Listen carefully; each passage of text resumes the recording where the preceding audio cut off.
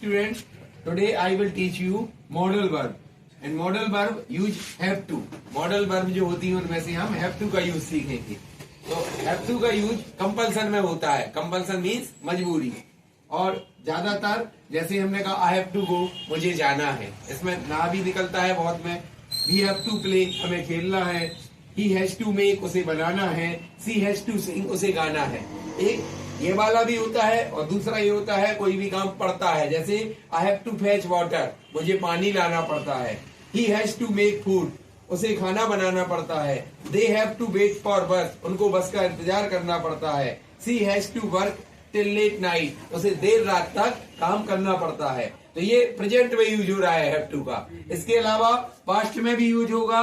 तो पास्ट में भी जैसे प्रेजेंट में ही सी इट के साथ हैज लगेगा, सिंगुलर नाउन के अदरवाइज हैव लगेगा. जब पास्ट इसका यूज करेंगे तो इसमें क्या आ जाएगा, हैड का यूज हो जाएगा. पास्ट में किसका हो जाएगा, हैड का. जैसे ये हो जाएगा आई हैड टू गो, मुझे जाना पड़ा. यहाँ पर वी हैड टू प्ले, हमें खेलना पड़ा. और ही हैड टू मेक, उसे बनाना पड़ा. और ये आ जाएगा सी हैड टू सिंग, उसे गाना पड़ा. इसी तरह पास्ट में यहाँ पे भी हैव और हैज जहाँ पे आया उसकी जगह हैज का यूज हो जाएगा, सॉरी हैड का यूज हो जाएगा. जैसे I had to fetch water, मुझे पानी लाना पड़ा. He had to make food, उसे खाना बनाना पड़ा. और they had to wait for bus, उनको बस का इंतजार करना पड़ा. इसी तरह she had to work late night, उसे देर रात तक काम करना पड़ा. तो इसमें क्या निकलता है, ये निकलता है पास्ट में हैड हो जाएगा उसकी जगह पर. अब अगर हम फ्यूचर की बात करेंगे तो इसी हैड की जगह पर विल हैव और शैल हैव टू का भी यूज होता है. ये फॉर्म इसी का रहेगा, उसमें फ्यूचर की संज्ञा निकलती है. जैसे यहाँ पर हमने कहा आई शैल हैव टू गो, मुझे जाना पड़ेगा. बोलने में बोलते हैं आप लोग, मुझे जाना पड़ेगा.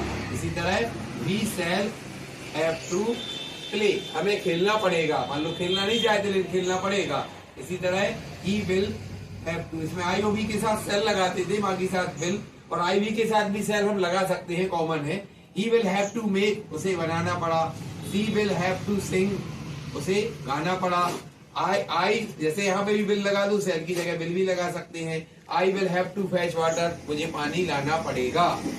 सब में क्या निकलेगा. जैसे he will have to make food, उसे खाना बनाना पड़ेगा. उसे बनता नहीं है लेकिन बनाना पड़ेगा, कंपल्सन है, मजबूरी है. इसी तरह they will have to wait for bus, उनको बस का इंतजार करना पड़ेगा. She will have to work till late night, उसे देर रात तक वर्क करना पड़ेगा. तो ऐसे हम अपने स्पोकन में बहुत बार बोलते हैं मुझे ऐसा करना है, मुझे ऐसा करना पड़ेगा, मुझे ऐसा करना पड़ा. तो ये सब सेंटेंस हम हैव टू का प्रयोग से सीखेंगे और ये इससे तुम प्रैक्टिस करोगे. ओके, तो इट्स इनफ फॉर टुडे.